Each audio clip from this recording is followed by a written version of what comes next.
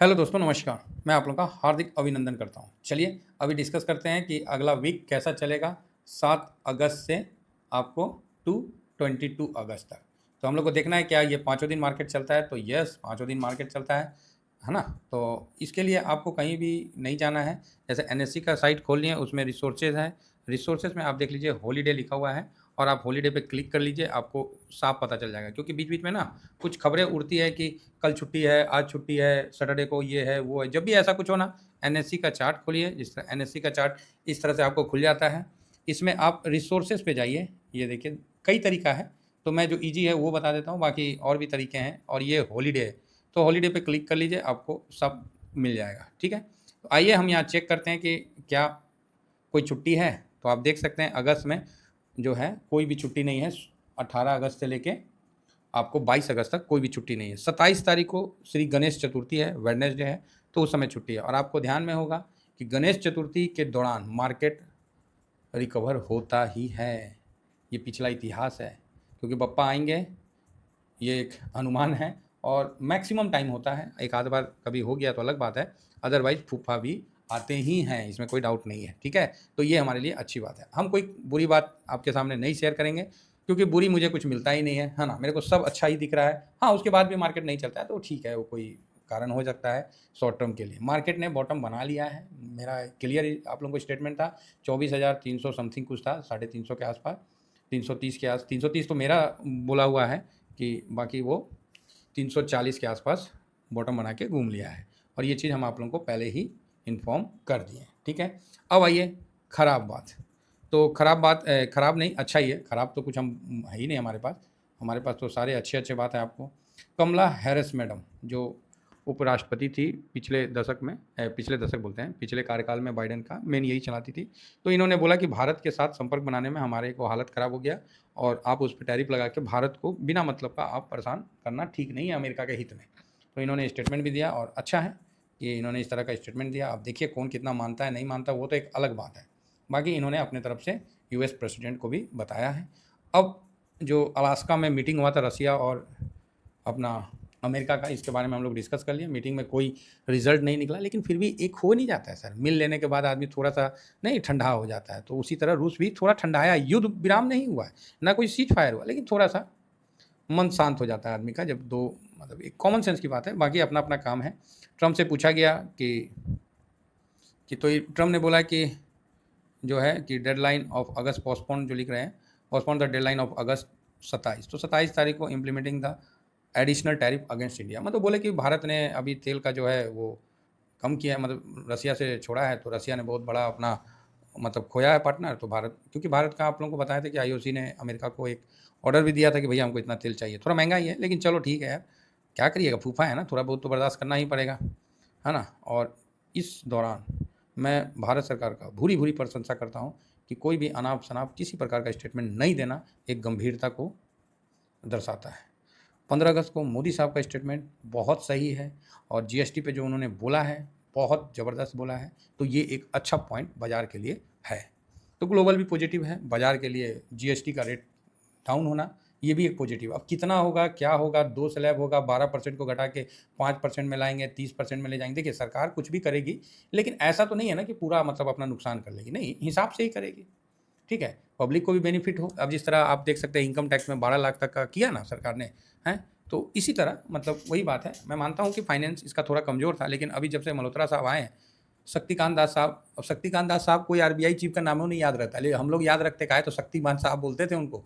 तो शक्तिमान साहब बेचारे डरे-डरे हमेशा रहते थे कि कहीं कोई पंगा ना हो जाए। तो वही बात है। अब उसके बाद मल्होत्रा साहब आए हैं, तो मल्होत्रा साहब तो भाई साहब 6 बॉल में 6 छक्का उसके बाद ही बोले नो बॉल है क्या कोई, एक आध और मार ले। तो मल्होत्रा साहब ने बहुत अच्छा भी किया है परफ़ॉर्म और मतलब ठीक है, कोई दिक्कत नहीं है, बहुत बढ़िया है। जीएसटी में जो रेट कट होगा, वो जनता के हित में भी होगा। लेकिन इसका ये मतलब नहीं है कि सरकार जनता का हित कर ले और अपने कंगाल हो जाए। सरकार अपने तरफ से वो करेगी।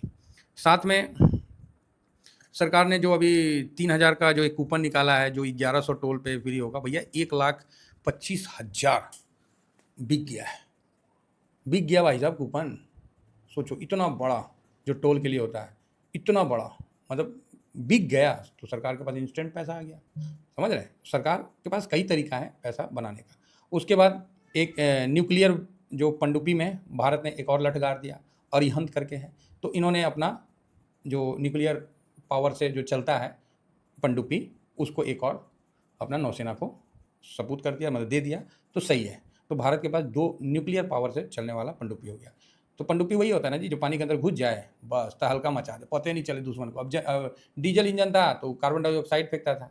जनरेटर में नहीं देखते हैं, धुआँ फेंकता है ना जी, इतना बड़ा-बड़ा टरबाइन घूमेगा तो धुआँ तो फेंकबे करेगा, तो बुलबुला ऊपर में दिखता था।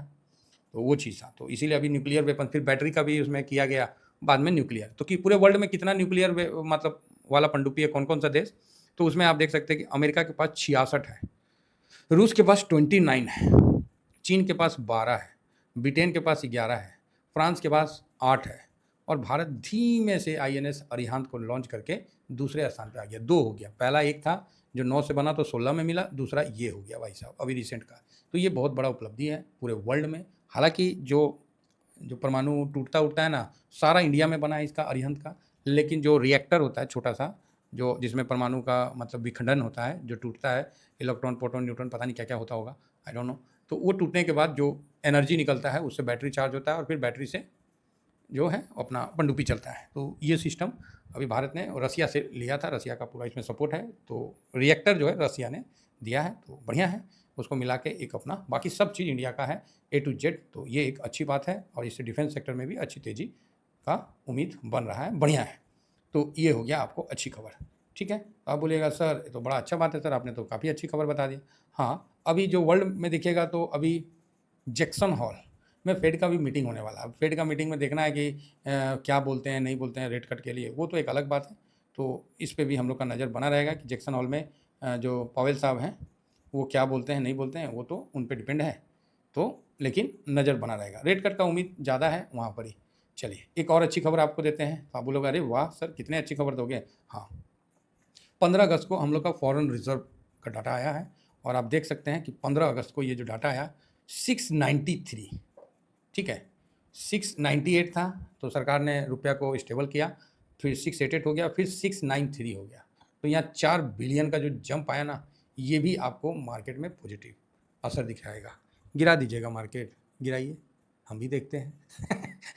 ये डायलॉग सुनने के लिए आप लोग का काम तरस रहा होगा। नहीं नहीं, अच्छा है, मतलब देखिए गिरने का तो गिर ही सकता है, लेकिन इतना बड़ा रिजर्व, भारत काफ़ी बड़ा डॉलर का रिजर्व रखा है, तो ये चीज़ आप सामने में देख सकते हैं कि 4 बिलियन का जंप आया है। तो एक पॉजिटिव खबर निकल के सामने आया है, तो इसका भी बेनिफिट आपको मार्केट पे देखने को मिलेगा। हाँ, नेक्स्ट में आपको देखिए S&P ग्लोबल जो रेटिंग एजेंसी है, उसने भारत के लिए बहुत बढ़िया रेटिंग दिया था, आप लोगों को पता ही है। माइनस से BB प्लस में अपग्रेड कर दिया गया है। तो इससे क्या होगा कि दुनिया भर का जो फंड, ग्लोबल फंड जो है, वो ऑटोमेटिक है कि BB प्लस में भी इतना फंड डालना है, इतना डालना है, तो ये पैसा आएगा। हालांकि ये रिपोर्ट थोड़ा पहले आ गया था, लेकिन फिर भी इसको भी जानना एक अच्छी बात है। तो ये भी एक पॉजिटिव है और यहाँ हम लोग का फॉरेन रिजर्व बढ़ने का कारण भी इसको भी माना जा सकता है। अब साथ में जेफरीज जो है उन्होंने भी ट्रम्प के लिए अविश्वसनीय व्यापार साझेदारी 50% टैरिफ पर अर्थशास्त्री की कड़ी प्रतिक्रिया देखते हुए उन्होंने बोला कि भारत आज के टाइम में बढ़ती हुई अर्थव्यवस्था है, इसको इग्नोर नहीं कर सकते हैं और भारत बिल्कुल सही है। कोई अनाप-शनाप स्टेटमेंट नहीं दिया, बिल्कुल शांत होकर ट्रम्प के टैरिफ का जवाब के लिए वो तैयार है और उसमें कोई ज़्यादा फर्क नहीं पड़ता भारत का। जेफरी ने बहुत क्लियर ये वर्ड बोला कि इससे कोई दिक्कत नहीं है, भारत बहुत अच्छा मतलब अपना काम कर रहा है और वो इतना बड़ा कंज्यूमर बेस है कि उसको कोई ज़्यादा फ़र्क टैरिफ से नहीं होगा। तो वो बोल रहा है कि इस मौका में अगर गिरता है तो मैं खुद पैसा लगाऊंगा, जेफरी का स्टेटमेंट है। तो नो डाउट ये भी यूएस का है, कोई भारत का नहीं है। तो नो डाउट इससे काफ़ी अच्छा आपको मार्केट में असर आता हुआ दिखेगा। तो ये 2 रेटिंग एजेंसी, डॉलर इंडेक्स का बढ़ना, डॉलर रिजर्व का बढ़ना, साथ में ट्रम्प का भी थोड़ा सा नरम पड़ जाना टैरिफ के लिए, और ये सब जितना भी आप देखिए तो सारे अच्छे हैं। गणेश चतुर्थी का आना, ये सब एक पॉजिटिव वेव बना रहा है। और इसके बीच में भारत में जो म्यूचुअल फंड का डाटा आया, वो भी अपने आप में ज़बरदस्त डाटा है, जो कि आप लोगों को पता है, लेकिन हम एक बार आपको हल्का सा रिमेंबर करवा देते हैं, जिससे क्या है कि आप लोगों को ध्यान में आ जाए कि क्या मतलब मैं बताना चाह रहा हूँ। ये देखिए 28,464 करोड़ का भाई साहब खरीदारी, मतलब SIP, गजब का आया है, गजब भाई साहब गजब। ये सब डाटा को आप मिला के चलो तो मेरा ये मानना है कि आज के टाइम में भारत परफेक्ट है इन्वेस्टमेंट के लिए। अब देखिए रही बात FIS की बिक वाली, वो तो भाई साहब चली है, इसमें कोई डाउट नहीं है, लेकिन थोड़ा कम हुआ है। अब आइए यहाँ पर ही देखिए, यहाँ FIS और DIS का जो पोजीशन है बिल्कुल साफ एकदम परफेक्ट जोन में है। अब इससे ज़्यादा कोई लिख के नहीं देगा आपको। ये पोजीशन आपको क्लियर बता रहा है कि अब नहीं तो कब, अब नहीं तो कब। अभी भी अगर आपको डाउट है कि सर मार्केट है, ये है, देखिए इंट्राडे का मैं नहीं बोल रहा हूँ, मैं इंट्राडे का नहीं बोल रहा हूँ। मेरा कहना है कि भारत का जो अभी है ना, ये बिल्कुल सही है। पब्लिक ने अपना बॉटम टॉप बना लिया है और इतना ओवरबॉट मार्केट है कि भाई साहब मार्केट ना 500 पॉइंट ऐसा भागेगा ना, जिस दिन भागेगा आपको एहसास नहीं होगा।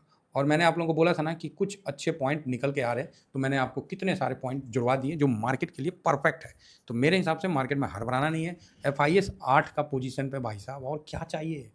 आप बोल सकते हैं कि सर ये इतना तो पहले से भी है, भाई नहीं है इतना पहले से। 7 दिन 8 दिन से 10% से नीचे है। देखिए मार्केट में अनसर्टेनिटी हमेशा रहेगा, कभी मार्केट आपको पीला चावल दे के नहीं बोलेगा कि इन्वेस्ट करो। बहुत बढ़िया मार्केट है और इक्विटी साइड में जाने का बहुत अच्छा वेव है। जिसको जहाँ दिल करता है, मैं अगेन कह रहा हूँ, आप जाइए, आपका आने वाला टाइम महीना दिन के अंदर आप में बहुत बड़ा चेंजिंग देखने को मिलेगा। बाकी जो लोग फर्स्ट बार विजिट कर रहे हैं, वो मेरा टेलीग्राम है, तो टेलीग्राम को जरूर सब्सक्राइब कर लीजिए, ठीक है। ड्यूरिंग मार्केट में आप टेलीग्राम करते हैं, वो नहीं होता है, कहीं लिंक कहीं कुछ, तो अभी आप आराम से इसको कर लीजिए। जिसका जो प्रॉब्लम होगा मैं सॉल्व कर दूंगा, खुद सॉल्व कर दूंगा, नहीं तो अपना कस्टमर केयर का भी नंबर प्रोवाइड कर दूंगा। ये स्विंग है, शॉर्ट स्विंग है, हर जगह हमने SIP करके दिखाया ईमानदारी से, शॉर्ट स्विंग में पोजीशन बना के दिखाया। सर हर जगह हम एक ईमानदारी के साथ अपना काम कर रहे हैं और मैं यकीन करता हूँ कि मेरे जो भी इन्वेस्टर परिवार हैं इस मौके का फ़ायदा उठाएं, नहीं तो चिड़िया चुग जाएगी खेत, फिर समझ रहे हैं, पुतला लगाने और डंडा से उड़ाने का क्या फ़ायदा। Thank you very much. जय हिंद, जय भारत।